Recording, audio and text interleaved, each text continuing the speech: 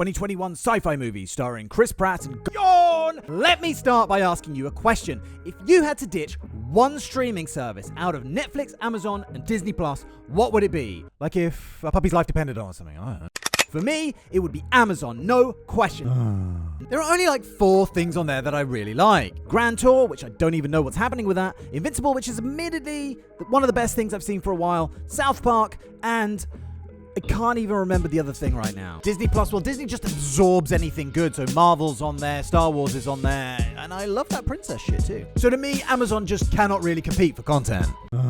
So I feel like Tomorrow War is Amazon's attempt at a tentpole summer blockbuster, but in an age where those have become 10 a penny, is it enough to stop me cancelling my subscription?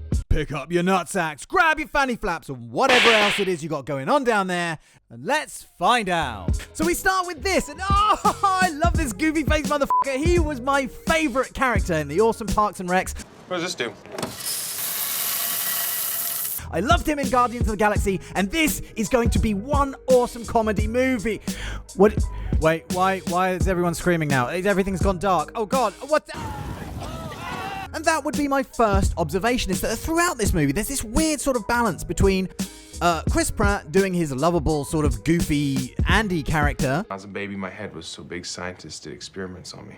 And this dark sort of vision of the future where everyone's being slaughtered. But let's come back to that. Anyway, Chris Pratt starts the movie by falling out of the sky and into a rooftop swimming pool, so it's lucky he was wearing his plot armor. Then we jump back 28 years and we get moments like this, which tell us what a great dad he is. Before the company, who he was hoping to get a green light on his science project from or something similar, tell him that he wasn't chosen for the project. On Christmas Eve of all fucking times. Like, seriously, what sadistic fuck would do this? You didn't get the job. Merry Christmas. Anyway, with this all still floating around his head and his dreams absolutely shattered, he sits down to watch, and I don't know what it is about American portrayals of football, but this is fun, but also what's going on? He sits down to watch some good old soccer when a bunch of future people float through a cloud of fireworks. Very gracefully, by the way, considering that it's later explained that you're usually dropped from a height of 10 feet and you're going to fall flat on your face. I guess their spectacular grand entrance wouldn't have been quite so grand if they'd have just pancaked on the floor right in the middle of the World Cup final. Like, if you saw somebody stumble and fall in a really comedic way, and this woman right here was like, he's from the future, you'd probably be like, yeah, but he isn't though, is he? Anyway, the future people explain that in the future, alien monsters are going to kill all humans and that they need to draft in reinforcements from the past. Now, it's explained that only 50% of the military can make the time jump, so they need to start drafting in civilians. So Harold the dentist here, this guy who looks like he's just been yanked out of some meeting discussing insurance premiums, this woman, Mary the kindergarten teacher here, the mental burden of the horrors to come is so great she's crying just lacing her boots, and you're going to give her automatic weapons and plastic explosives. This one's clearly in the middle of a divorce, and this one, oh my God, are they getting these recruits out of a psychiatric ward? But actually, hello.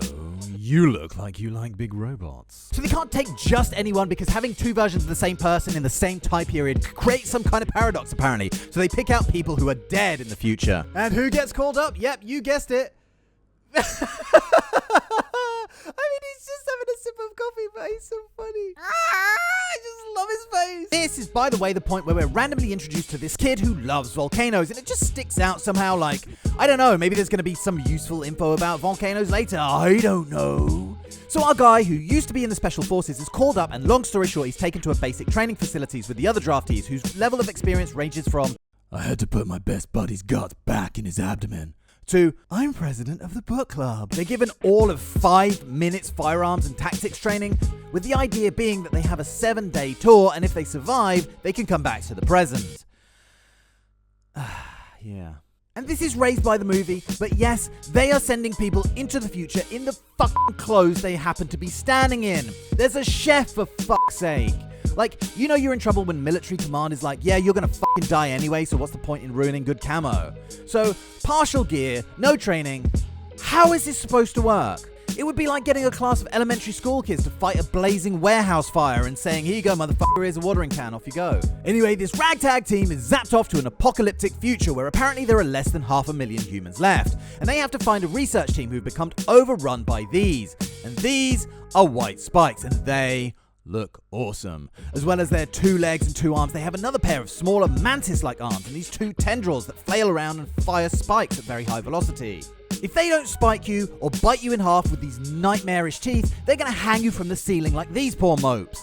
Their only weak point is their throats or their bellies, and even after Chris Pratt shoves an axe into one's head, it still thrashes around like it can still function, and oh my god, don't they look like something out of your nightmares. So the creature is awesome, and there are some amazing visuals in this sequence, but also some really facepalm moments. And that's about the halfway point, and in the second half, the tone balances out a little, where Chris Pratt teams up with his daughter, who's obviously an adult now. They've located a female white spike, which is much rarer, more aggressive, and harder to kill than its male counterparts, and although they've found a toxin that will kill the male white spikes, it doesn't work on the female. We learn that the monsters just appeared one day in Russia and started hunting not only humans, but other animals as well, and within 3 years, they had infested every major landmass. Later we see how fast they can swim, so I guess that explains how they can cross entire oceans? Anyway, they manage to cage a female when we see a bunch of pursuing males jump off of a cliff and wingsuit after the escaping helicopters before getting shredded by the rotor blades, and honestly, that put a smile on my face. They take the female to an installation on an oil rig, where they also have the time jump link facility. Here the father and daughter team figure out a new toxin, and the daughter reveals that Chris Pratt has to take the toxin back to the present and mass produce it to deploy it there. And this scene was pretty intriguing to me. You're asking me to save my future, but then what? Leave you here to die? Which means that unlike most movies where that timeline would cease to exist, this one and all the people in it would still be left to suffer and die, while somewhere out there are versions of themselves living happy lives. That's harsh. But no sooner have they figured out the toxin, the female wakes up and calls in a shit ton of males who almost instantly appear. And do these things live in the ocean? Are they just standing there waiting?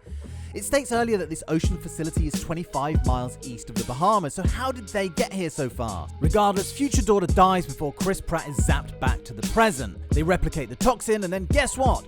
Yep, volcanoes. Oh my god, how would you rather die? Being dropped in a jizzcano or being blown away by a jiznado? I'm surprised there isn't a porn parody of Sharknado called Jiznado. What the fuck am I talking about? So basically, this guy had a claw from one of the white spikes around his neck the whole time. They stick that under a microscope and find volcanic ash from China in it, and basically come to realize that these monsters didn't fall out of the sky, but came up from underground. And did nobody put this thing under a microscope before now? So as far as I understand this, a volcano on the border of China and Korea erupted in 946 and blasted ash absolutely everywhere. Then separately, later, other scientists found ash from this volcano deep under the ice in Russia. So that's how they know that this is the spot that these creatures came from.